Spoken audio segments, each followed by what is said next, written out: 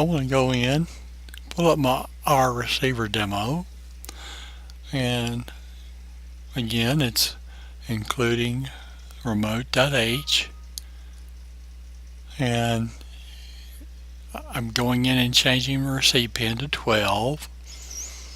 And the reason I wanted to do this is because I've decided what I want is I want to be able to use my stop button. I didn't have the stop button programmed originally, so right now what I've got is my remote in hand, and I'm going to press the stop button.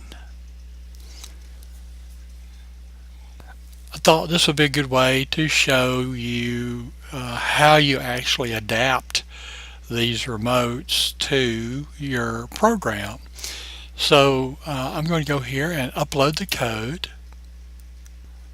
open my serial monitor, and I'm going to simply press my stop key.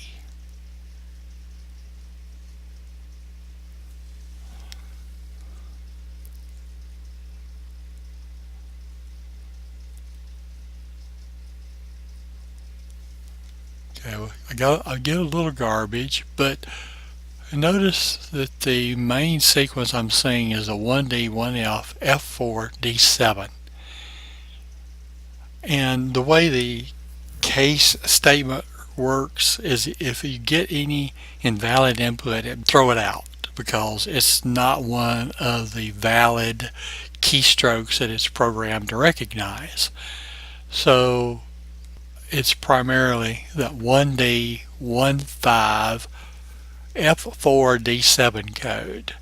So it means I'm basically done with that. What I'm going to do is go over here, highlight this code, do a Control-C to copy it, close that down, to my sketchbook, and I'm going to open my Defiant Panasonic sketch. Now I can close that one. Here's my code again. And I'm going to just quickly scroll down to my case statements, and I'm going to add one.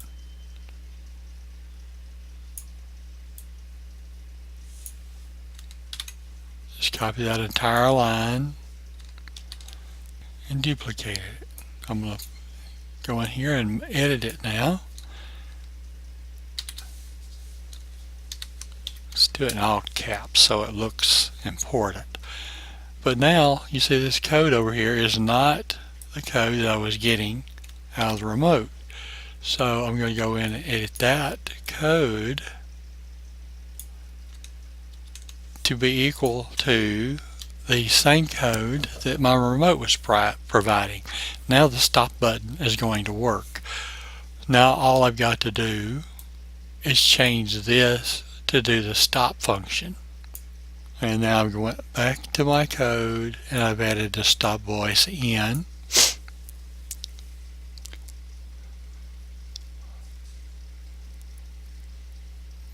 Go ahead and do a verification. Upload.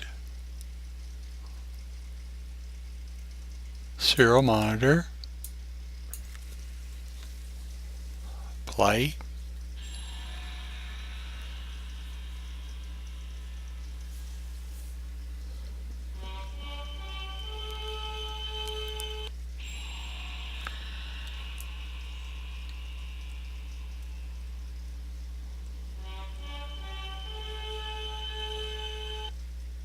And stop. Now the other thing I've done in the original program, it had a delay 500 at the end of the case statements, so basically it's a debounce, but since this is a case statement, you don't have to debounce each and every button, you just basically debounce the function, the case function. And they said here, delay 500 to do not get an immediate repeat. Well, I went in and I changed something. I created a variable called IR debounce active. And I go in, I said it's the current time, which is the current time, and the millis function gets assigned each time through the loop. and added 10,000 to it. So that's 10 seconds. So that means anytime I press a button, when I go to press the next button, it won't actually respond to the remote for 10 seconds. So let's see if that actually works. What I've done is I've turned this time way up. So when I press my buttons, even though I may repeatedly press those buttons, it does seem to store one in a buffer if you put a lot in it. So I'm doing one, constantly repeating one. It's not playing function 1 because the debounce time has not expired yet. Now once that debounce time expires, when I press a play or another button, then the code will pick up as it just did and will play another function. So right now I'm constantly toggling a button, and you see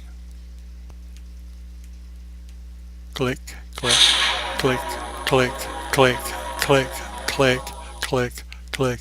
But even though I'm clicking these buttons repeatedly, nothing is happening for a long time because I want the debounce time in there and I don't want to use delay. So now that I know that the debounce delay is working, I'm going to go back and put it to the original writer's value of 500, which that's a half second between keystrokes, and that's a very reasonable amount of time, I think. And save that. Upload.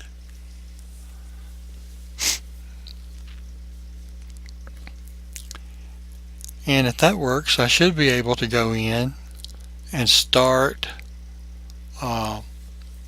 let's say my intro playing. Let me switch it on.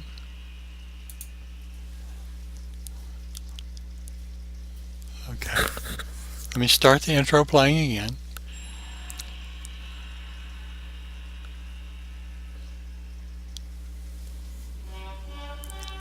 And I hit stop to stop it.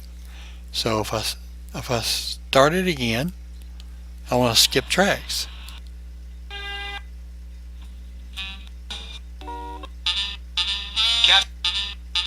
Captain? Now that was using my previous and next buttons, and you noticed on the screen here how quickly I can change those now because it's only a half a second between button presses.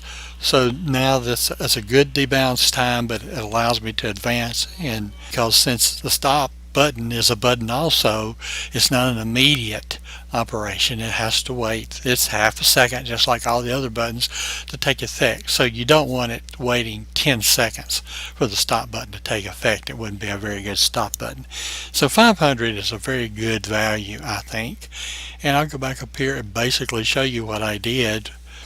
Let me zoom in on just the portion of code that we're interested in at the moment. I went in and added into the loop current time is millis, equal to millis.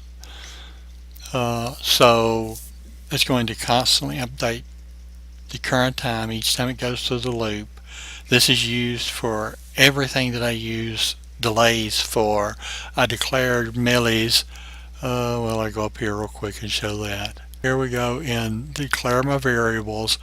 And there, before we do the setup, I do an unsigned long current time. That makes it a global variable. And then when I get down to this part, all I've got to do is say current time is the millis, and it's going to assign it. And that's at the start of the loop. Okay. So each time through the loop, it's going to update millis to the current time. The original code originally had this line, and that was it. I received.decode results. Okay, so which basically said that it used his library. We're going to return those results to be evaluated by the program. Now, what I added was this AND statement, which is the double ampersand. Then I added IR to bounce active less than current time. Okay, so what is this going to do? When we first start out, IR to bounce active is going to be 0. So any current time that's picked up through the millis is going to be larger. So it's going to evaluate the code in the remote immediately, which is what you want. Once that is done, though, if IR to bounce active ever becomes larger than the current time, it is not going to process the code results. It's going to be it's going to not do that function. So how does IR to bounce active get to become greater than the current time? Well, it's done down here at the end of the case statements. I end my case and I go in and set my IR to bounce active equal to current time plus 500. So the next time through the pass, it goes through here, we press the button, it activated and started the function. It dropped through immediately when it hit the break because it doesn't have to wait on the sound card to play. It just sends the command to the sound card, does the break, goes down and hits this line here, which sets the IR to bounce active time equal to the current time plus a half a second or 500 milliseconds, goes back up to the beginning of the loop. And here now, if I immediately pressed another button, it's going to say, well, you may have pressed another button because I've got valid information back from the IR remote, but your debounce time is greater than the current time, so the rest of this is not going to be processed. I'm not going to call the translate IR function and do another case statement until we get to the point that the current time exceeds the time that we set when we pressed that button originally. Millis is up here, which we set current time to, is a free running clock. What I mean by that is when you turn your Arduino on, millis starts at 0. A millisecond later it's at 1, and it just continues to increment. 1 second later it's at 1,000. 2 seconds it's at 2,000. And by going in and adding 500 to whatever that value was down at the end of the case statement to do the debounce with. So let's say that current time was up to 50 million. So it'd be 50 million plus 500. So until current time becomes 50 million 500 or larger, it's not going to do this anymore. So we've effectively debounced the control. Doing things with millis and inserting delays and is used if you're doing lighting effects or anything else. An important thing to do, an important thing to understand. I hope I've been clear here. I know it's can be a little complex, and as you work with the Arduino and do these things, you will see, well, it's simple.